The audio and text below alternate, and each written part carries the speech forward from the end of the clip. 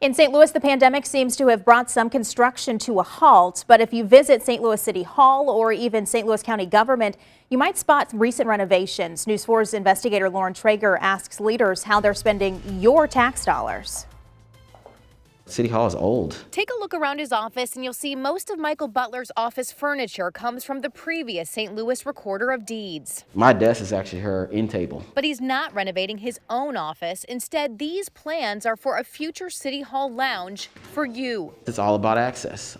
It's a space where, just like a T-Mobile store or a Capital One bank, we called it a lounge because we want it to be a comfortable space. We're going to have it furnished much like a hotel lounge, a space that people are excited to come to, and we'll treat them like customers they deserve. When he took over in 2019, Butler says he wanted better access to the office, online and in person. Right now, marriage, death, birth, and land records are all in separate, chopped-up rooms. His plan combines them in one comfortable space. They'll be able to sit down and grab a cup of coffee, and then we'll come to them. They won't come to us. He recently sent out a mailer announcing the expanded hours, the online access, and the upcoming renovations. I don't think that government mailers should be ugly and should be something that folks are going to throw in the trash. But Butler's not the only one redoing things.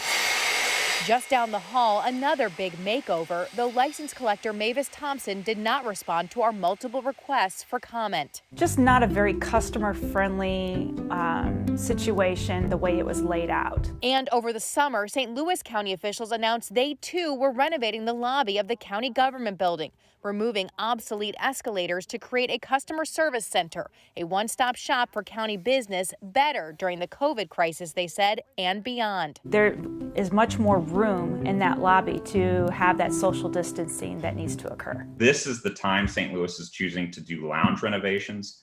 It's obscene. But Patrick Ishmael of the Show Me Institute says now is not the time for change. The idea that City Hall is going to be changing the drapes while folks are out of work and struggling, and at the same time, local government is making it harder for them to live their lives, I think that they'll have some real serious and hard questions. Instead, he says the money could be better spent elsewhere or even given back to the taxpayers. What would you say to somebody who might say, this kind of looks a little strange on its face? I think that they're not considering the long-term effects, and even at this point with COVID, the short-term effects. We have to do this. Total cost for Butler's upgrades around $400,000.